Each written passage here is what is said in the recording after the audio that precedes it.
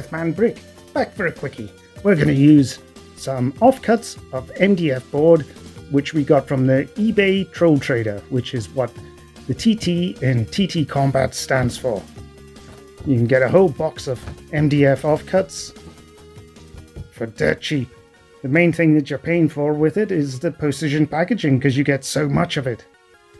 And we're going to cover that with cork sheet, the 2mm stuff that you can buy in big rolls from B&Q or whatever your Home Depot or whatever's called, because it's sold as floor insulation.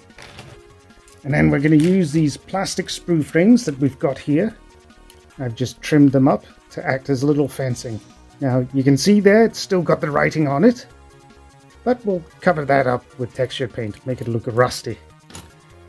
And those are going to be drilled and pinned on using our ring-bound wire.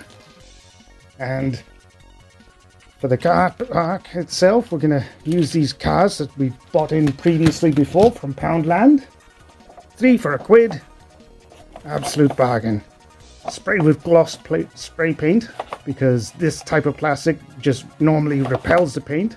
So you sprayed with a coat of gloss, sprayed with some matte, and then it'll take your acrylics and other types of paints, no problem. So I'm going to go get cracking on with that. Then we'll start making up the lines for the parking, which we'll use just regular white colors and stuff, just to make out the actual individual parking spaces. So, see you again soon. Bye for now. Hello again, and we're back, just for a quick update. So here's what we've got so far. We've used the cork sheet. We've added in some textured paint in between some of the cracks here.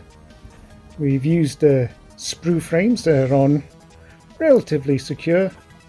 Might have to glue them in yet again, but it's good enough. And we've added on the lines here. We've used some electrical tape, just 2 strips, just to make up and measure up all these. Rather than measure them all up individually, what I did was I just went by half, measured halfway point there, and then a halfway point there, and that was our 4 car parking spaces, which fit our cars rather nicely. So there's not too much of an issue there, and all the cars fit perfectly well. So we're just up to weathering and decorating it all up.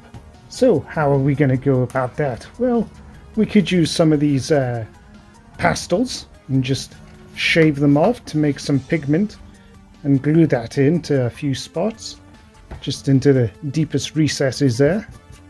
So no doubt it'd be easier just to fill some of these gaps with PVA, and then smear off the excess and then drop it in.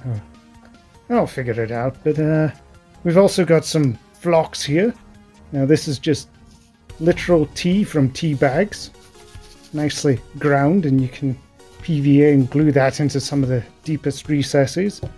For leaves, we've got some birch seed here, which does look like tiny little autumn leaves. We also have some oregano here, which again you can just buy in any regular store. Pretty dirt cheap. Why pay more for your flocking materials when you can get this stuff for dirt cheap? We also have here plenty of this stuff, which was courtesy of Warpainter Scenics. I say courtesy of because I didn't get it for free or anything. I bought it from the eBay website. And yes, I highly recommend it because it's the cheapest I found and the best deal. 500 plus mixed stuffs. And I might have to buy them again at some point because I'm fairly flying my way through them. Great for bases, brilliant for boards like this. So I'm gonna go get decorating all that up. See you again soon. Bye for now. Hello again, and we're back. And here it is, all painted up. And yes, you can see we've added in the little leaves. We've added in some washes. We've even got some little grass tufts. More leaves.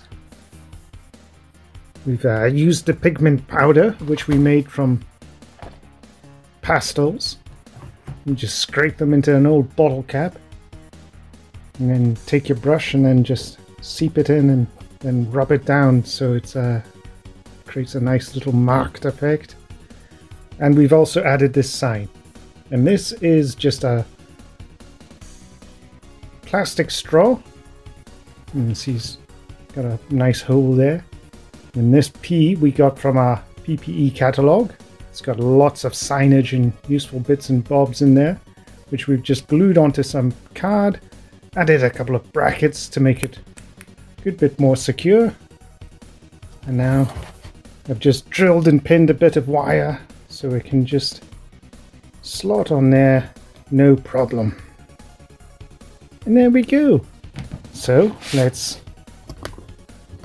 just pop this down a bit. We'll stick some cars on there. There we go. Just pop them on. And you can see it takes up just the right amount of space for each. Scales up rather nicely. I'll just flap it around this side so you can see. Yep. Works a treat. I'm happy with it. But that's all I've got for you today, so bye.